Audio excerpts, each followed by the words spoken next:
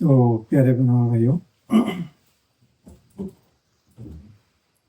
रे मन गुरु दर्शन कर लीजे,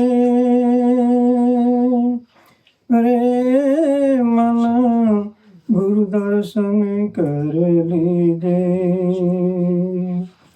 तेरा सहारा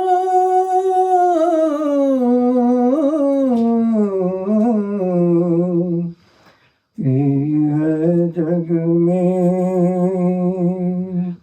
तेरा सहारा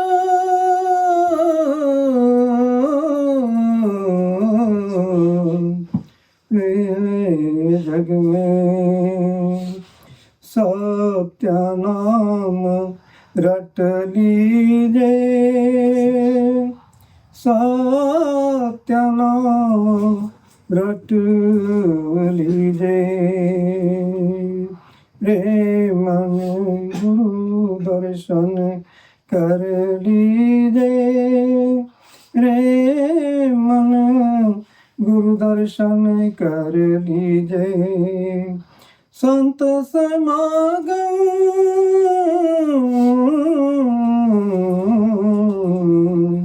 करो निरंतर, संत समागम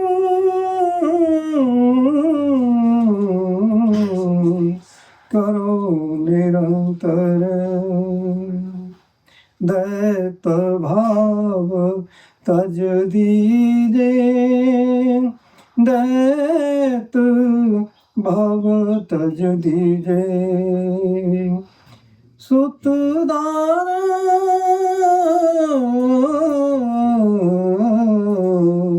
मतलब के साथी, सुतदार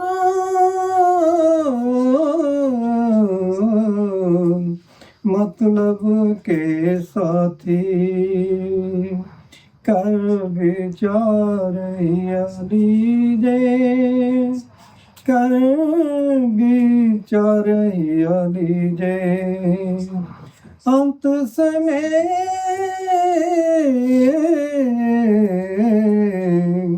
संगी नहीं कोई, अंत समय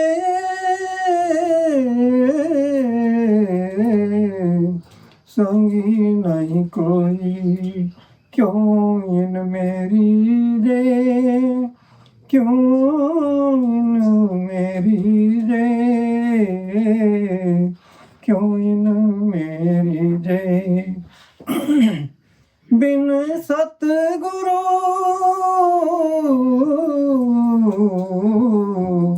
सुख नहीं पाया, बिन सतगुरु सुख नहीं पाया, बिन सतगुरु सुख नहीं पाया, कोटि यतन कर लीजे, कोटि यतन कर लीजे, रे मन गुरु दर्शन कर लीजे, रे मन गुरु दर्शन कर लीजे। तो प्यारे बहनों और भाइयों, महापुरुष समझा रहे हैं कि रे मन गुरु दर्शन कर लीजिए, कि मन तो दुनिया में नाना प्रकार के विषयकारों में लगा हुआ है और वो तो मानता नहीं है, लेकिन आत्मा को सुझाव दे रहे हैं कि गुरु का दर्शन करो, गुरु का दर्शन करने से सारे दुख दूर हो जाते हैं। गुरु का दर्शन बहुत बहुत ऊंची बख्शिश है। तो गुरु का दर्शन तो फिर मन कैसे करेगा? उसको तो विषय विकारों की आदत पड़ी है, उसको तो विषय विकार चाहिए। तो तभी समझा रहे हैं कि विषय विकार त्यज दीजिए, लेकिन विषय विकारों को हम छोड़ नहीं सकते, वही अच्छे लगते हैं। अगर कहीं सत्संग मिल जाए तो सत्संग में फिर नींद आ जाती है, वो अच्छा नहीं लगता, क्योंकि अच्छी चीज बात ही नहीं है। अगर कोई भी जीव है, अगर वो गंदगी में रहता है तो उसको वही अच्छी लगती है, अच्छी चीज नहीं लगती उसको। तो इसलिए बड़े प्यार के साथ समझा रहे हैं कि गुरु का दर्शन बड़े भागों से मिलता है, और कोई भाग्यशाली है जो अपने पूरे समर्पण के साथ गुरु का दर्शन करता है और निहाल हो जाता है। तो गुरु का दर्शन ही होता है। लेकिन अभी चलो ठीक है, बाहर भी तो समझा रहे हैं कि संत समागम करो निरंतर, दैत्य भाव तज दीजिए, सूत्रधारा मतलब के साथी क्यों न मेरी जे।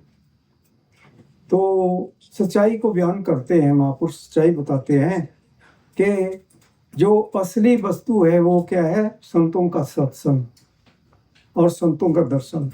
सत्संग से बड़ी कोई वस्तु नहीं है। सत्संग हमारे सारे जितने भी विकार हैं, जितने भी रोग हैं, जितने भी कष्ट हैं, सबको हर लेता है। सत्संग बहुत बड़ी बख्शिश है। संतों का सत्संग में आए, अगर मन लगा करके अगर हम सत्संग सुने, कान लगा करके सुने, तो फिर गारंटी है महापुरुषों की कि कोई किसी को कोई कष्ट है, कोई भी है, लेकिन उस सब का निवारण हो जाता है। तो दैत्य भाव तजदीद है, लेकिन हमारे अंदर वो भाव भी वैसे ही है, क्योंकि जैसे जैसे हमारा जीवन का निर्वाह चलता है, वैसे वैसा ही हमारा जीवन बनता है। तो फिर दैत्य भाव जो है उनको हम जल्दी नहीं छोड़ सकते। तो सुत धारा, सुत होता है पुत्र, धारा होती है पत्नी, मतलब के साथी, ये सब मतलब के साथी है। संसार ऐसा ही है, और इनमें इंसान बड़ा ग्रस्त हुआ पड़ा है। ये माया है, इसको जीनी माया कहते हैं। तो तभी कबीर साहब ने भी कहा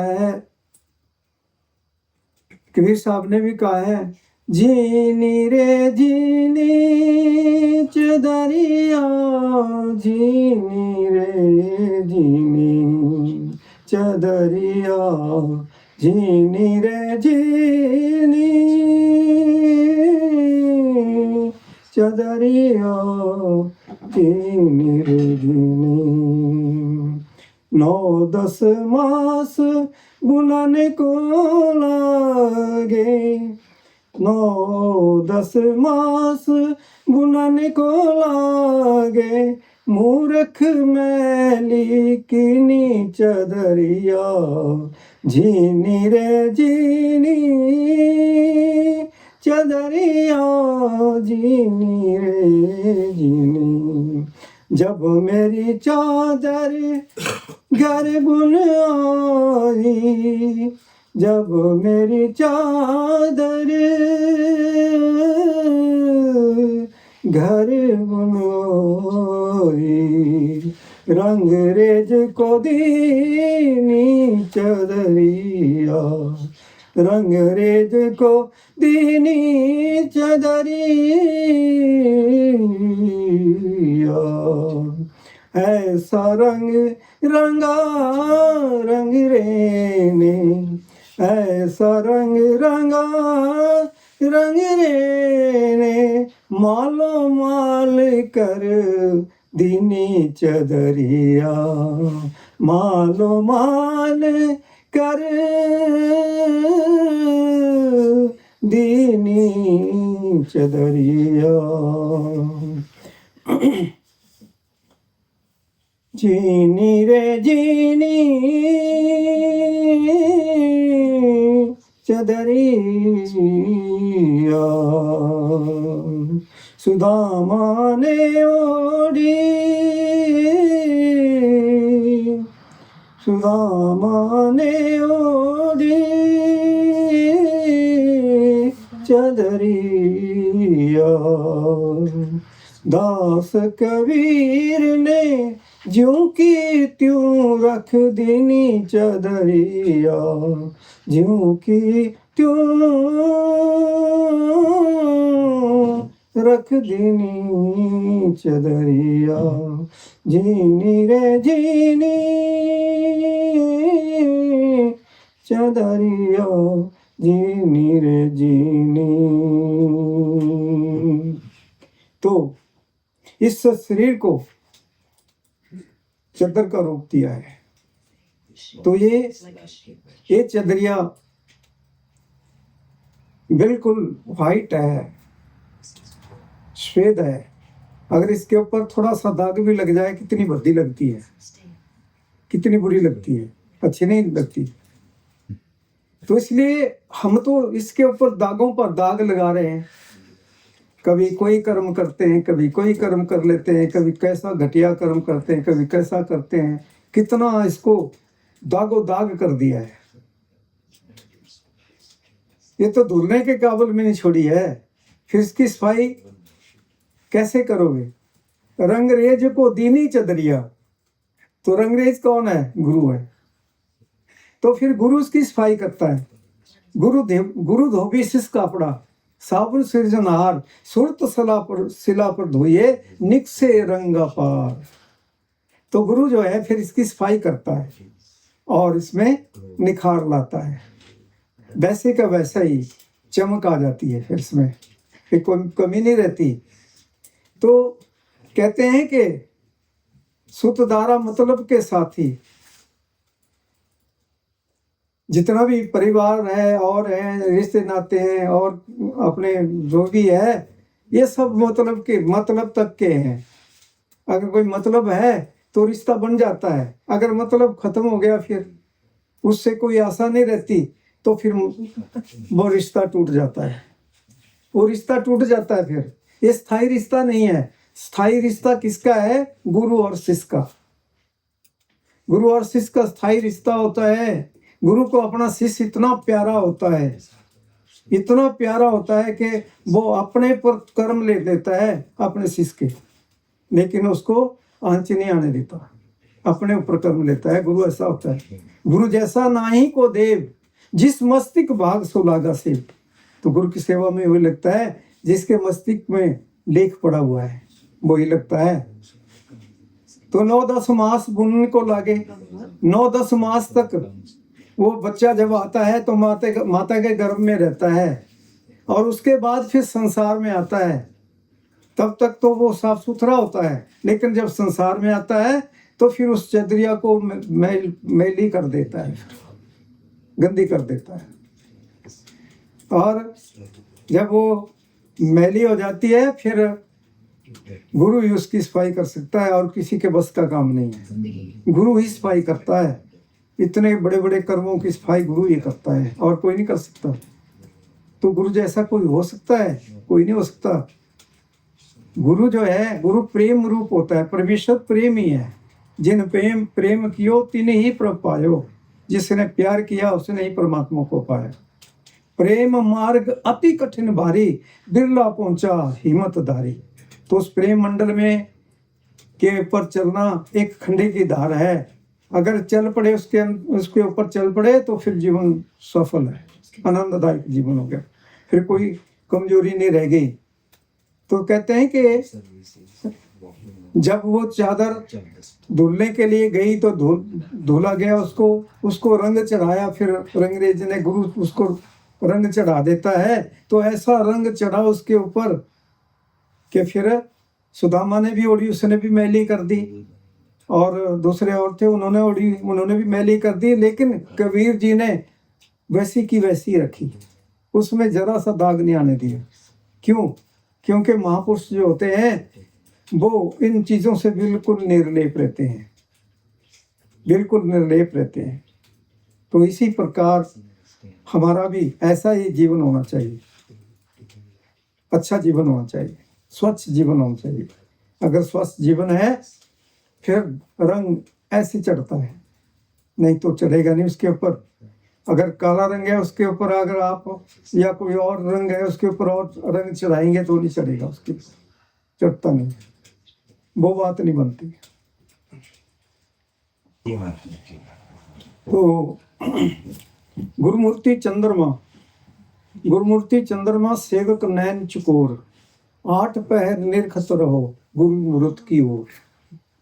तो कह रहे हैं गुरु साहब कि गुरु जो होता है, गुरु के अगर दर्शन हो गए, गुरु मिल गए, तो फिर अगर बैठे हैं तो कहते हैं कि गुरु का दर्शन कैसे करना है। जैसे चंद्रमा होता है, रात को उदय होता है, और फिर चिकोर होता है, एक पक्षी चिकोर होता है, तो वो पूरे रात भर उसकी ऐसी भक्ति है, ऐसी भक्ति है उसकी, एक टांग के ऊपर खड़े होकर के पूरी रात भर चंद्रमा की तरफ निहारता रहता है। उसकी गर्दन घूमती है, शरीर नहीं घूमता, गर्दन के टुकड़े टुकड़े हो जाएं, लेकिन जिस तरफ भी वो घूमता है उसी तरफ उसकी नजर घूमती रहती है, घूमती रहती है, घूमती रहती है। एक टक देखता रहता है, आंख भी नहीं झपकाता। तो ऐसी होती है गुरु भक्ति, ऐसी होती है, उसको कहते हैं गुरु भक्ति। तो अगर ऐसी हमारे ऊपर भी बख्शिश हो जाए, हमें भी पता चल जाए कि गुरु क्या चीज होती है, तो फिर जीवन सफल हो जाता है। जिस प्रकार के कहते हैं कि तो पिया प्यासा बूंद का पिया पिया रट लाई, प्यासे प्राण तड़प दिन राती, प्यासे प्राण तड़प दिन राती, नीर नाही ना भाई। 2 दल सन्मुख आन जुड़े, सूरा लेत लड़ाई, टुक टुक गिरे धरन पर खेत छोड़ना ही जाए। छोड़ो तन अपने की आशा, निर्भय है गुण गाई। तो जैसे पपिया होता है, पक्षी है, एक पक्षी पपिया पक्षी होता है, तो जब तक वो स्वाति बूंद नहीं बरसती, पोखरे भरे रहें, कुएं भरे रहें, वर्षा बरसती रहे, एक बूंद नहीं पीता।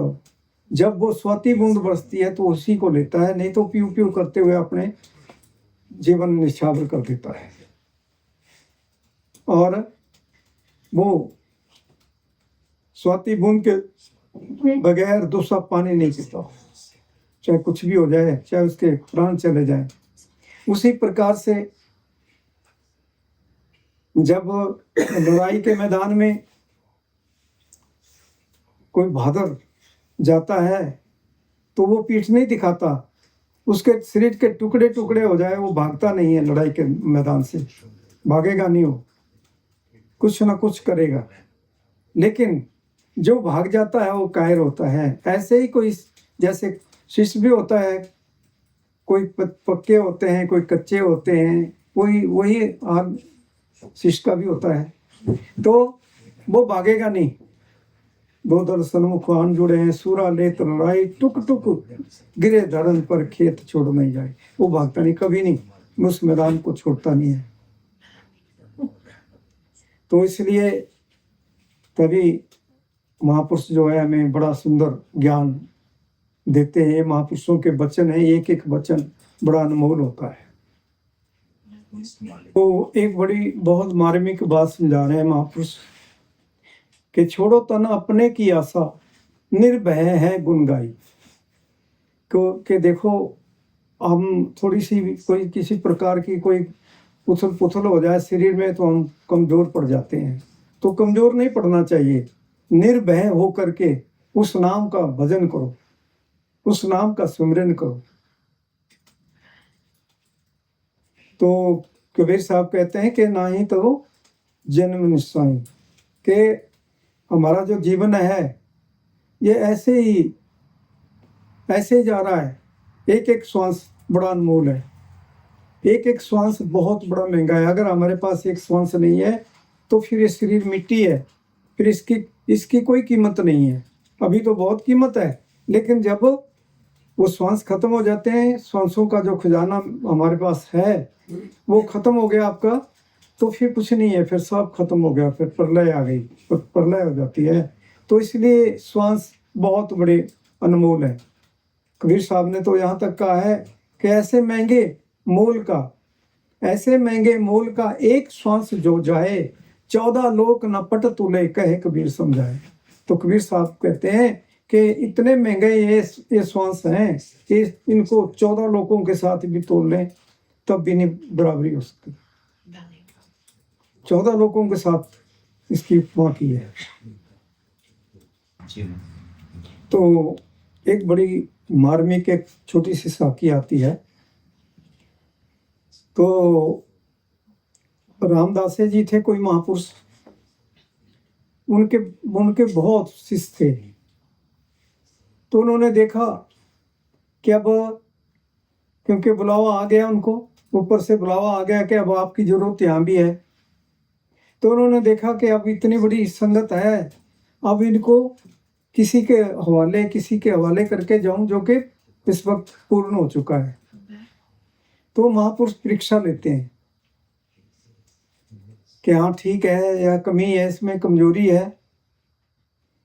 तो बहुत से शिष्य उनके, तो उन्होंने क्या किया, वो अपने जो उनका आश्रम था वहां से निकल गए और कहीं बहुत दूर जंगल में जाकर के जंगल में बैठ गए और वहाँ काफी समय तक बैठे रहे। और उन्होंने कोई अपने सारी संगत को बुलावा भेज दिया कि महापुरुष जो है ऐसे ऐसे जंगल में बैठे हुए हैं, अगर आपने उनका दर्शन करना है तो आ जाइए, क्योंकि दर्शन का बहुत बड़ा फल होता है। दर्शन भेंटत पाप सब नासे, हर्षों देई मिलाई, मेरा गुरु परमेश्वर सुखदाई, पार ब्रह्म का नाम दड़ाए, अंते होए सखाई, सगल दुख का डेरा बना, संत धूड़ मुख लाई, पति ते पुनीत किए खिन भीतर, ज्ञान अंधेर बन जाए। तो गुरु तो ऐसा होता है, तो वो सब जगह बता दिया। और सारे कोई शिष्य ऐसा थोड़ी होता है, वो तो चाहते हैं कि हम भी दर्शन करें, अपने गुरु के दर्शन करें।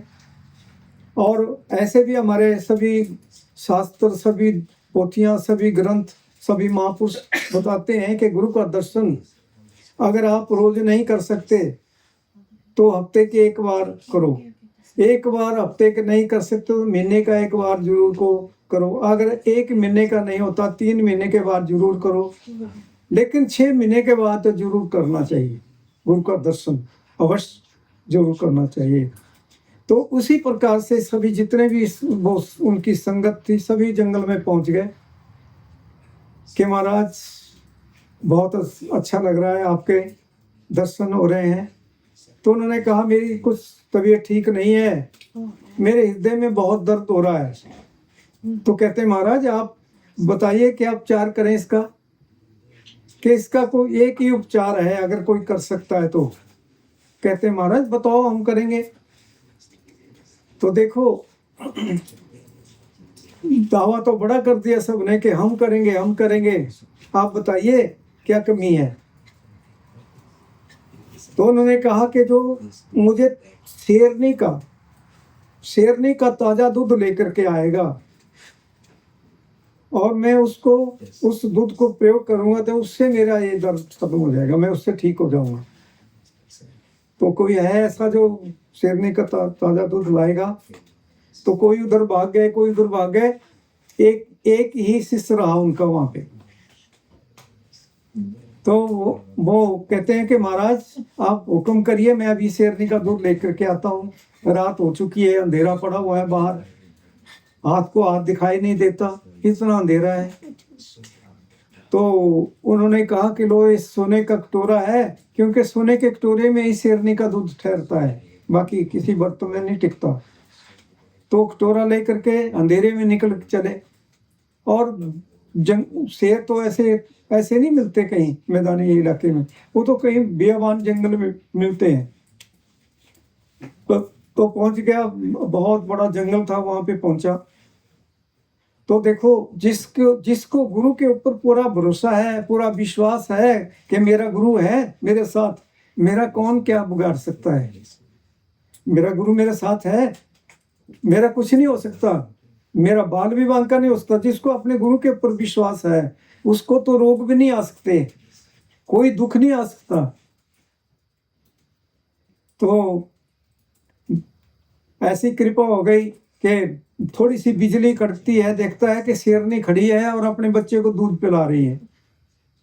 तो शेरनी के पास पहुंचा और बैठा, दूध निकाला कटोरे में और दूध निकाला और खड़ा हुआ तो फिर मन तो लगा हुआ है ना, मन कहता है कि कहीं शेरनी ऊपर ना झपट जाए। तो पीछे देखता है तो शेरनी बहुत दूर जा चुकी है। फिर बिजली कड़कती है, देखता है शेरनी बहुत दूर जा चुकी है। कहता है शुक्र है मेरे सतगुरु, और फिर चल पड़ा और अपने गुरुदेव के पास पहुंच गया कि महाराज दूध आ गया है, अब आप ठीक हो जाओ। कि बेटा मैं ठीक हो गया हूँ, अब मैं अब ठीक हो गया हूँ, इसको फेंक दो। तो पूरी परीक्षा हो गई कि ये है अब। तो वो बहुत बड़े महापुरुष हुए, फिर उनको गद्दी दे दी। बहुत बड़े महापुरुष हुए जिन्होंने फिर सारी दुनिया का कल्याण किया। तो ऐसी परीक्षा होती थी पहले। तो तभी कहा है कि गुरु मेरे जान प्राण, गुरु मेरे जान प्राण, शब्द का देना दाना, शब्द मेरा आधार, शब्द का मन पहचाना। क्या गुण कहूँ शब्द शब्द, शब्द का गुण ठिकाना, मन मत ठोकर खाए गए 84 खाना। तो शिष्य कहता है कि गुरु तो मेरी जान है, गुरु तो मेरे प्राण है, गुरु मेरे जान प्राण, शब्द का देना दाना, जिन्होंने मुझे वो शब्द का रास्ता दे दिया और वो प्रकाश कर दिया। तो वो तो मेरी जान है, गुरु तो मेरी जान है, गुरु मेरे जान प्राण, शब्द का देना दाना, शब्द मेरा आधार, शब्द ही मेरे जीवन का आधार है, शब्द का मर्म पहचाना। तो शब्द का मर्म, शब्द को कौन जान सकता है? कोई नहीं जान सकता। शब्द की भाषा कोई नहीं जान सकता। तो शब्द की भाषा तो अगर आप सारी उम्र भर भी बैठे रहोगे तब भी नहीं आप उसकी भाषा का पता चलेगा। लेकिन जब हमारा काम पूरा हो जाता है फिर शब्द का पता चलता है, उस भाषा का पता चलता है कि हाँ ये बात है, ऐसे नहीं पता चलता। तो कहता है कि मैं क्या गुण गाऊं, गुरु के क्या गुण गाऊं। गुरु तो गुरु है जिन्होंने इतनी बड़ी बख्शिश कर दी, इतनी बड़ी कृपा कर दी। वो मेरी जान है, मेरे प्राण है। वास्तव में गुरु ही जान है हमारी, वो ही हमारे घट घट में बैठा हुआ है, वो ही श्वासों का वो प्रवाह चला रहा है, वो ही। तभी तो कहा है कि तुम हो एक अगोचर सबके प्राणपति, विषय विकार मिटाओ पाप हरो देवा, कर संतन की सेवा। तो संतों की सेवा तो कोई भाग्यशाली कर सकता है,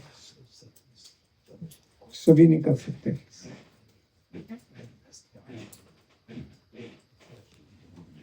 तो कहते हैं कि गुरु बिन ज्यों जल बल जाऊं, गुरु बिन ज्यों जल बल जाऊं, मैं अपना गुरु पूछ वेख्या अवर नहीं था। कि मैंने अपने सदगुरु को पूछ लिया कि गुरु के बगैर कोई और स्थान भी है हमारे लिए? कोई नहीं। क्योंकि गुरु है तो आप स्थायी है आपका जीवन। गुरु फिर जब वो अंत समय आता है तो गुरु लेने के लिए आता है, बेटे तैयार हो जाओ, अब मेरे साथ चलता है, अब आपको दुखों में नहीं जाने दूंगा, अपनी गोदी में बिठा करके अपने धाम को ले जाता है। फिर आना नहीं है, जाना नहीं है, सदा का जीवन हो गया, सुखदायक जीवन हो गया। तो इस गंदे संसार में आकर के क्या करना है? कोई नहीं आना चाहता इस संसार में। जिनको ज्ञान हो जाता है वो कोई नहीं आना चाहता इस संसार में। तो एक बीवी फ्लाइट में मिली। देखो विचारों का भी बड़ा फर्क होता है। तो वो कहती है महाराज गुरु तो मुझे मिले लेकिन शब्द गुरु नहीं मिले, पूरे गुरु नहीं मिले। तो इनसे पूछ लिया तो उन्होंने कहा हाँ ऐसी बात है, तो मेरे को अभी मेरे पर भी कृपा कर दो। तो फ्लाइट थी वहाँ तो शोर हो रहा था। चलो मैं कहा कोई बात नहीं। तो उसको 5 मिनट तवज्जो दी उसको, तो उसको लाइट भी आ गई, साउंड भी आ गया, काम बन गया उसका। वो कहती है कि मैंने अब आना नहीं संसार में, इस गंदे संसार में नहीं आना है, अब मेरे ऊपर कृपा कर दो। तो उसका काम बन गया। ये चीज होती है। अगर नकली गुरु मिल गया तो आप भी जाएगा नरकों में, आपको भी ले जाएगा। तो ठीक है, अभी आपने बद्री में भी बैठना है तो बड़े आराम के साथ आप बैठ जाएंगे। और कोई ऐसा नहीं है जिसको मेरे गुरु की बख्शिश नहीं मिलेगी, सबको मिलेगी। अगर कोई ऐसा है जिसको दोनों नहीं आती, उसका कोई ध्यान नहीं बनता, तो वो बता सकता है, पर ऐसा कोई नहीं रह सकता। जहाँ बख्शिश होती है वहाँ सब मालो माल हो जाते हैं, सब मालो माल हो जाते हैं, कोई नहीं रहता, कोरा कोई नहीं रहता है। तो इसलिए अब आगे का जो भी प्रोग्राम है वो आपको प्रबंधक बता देंगे।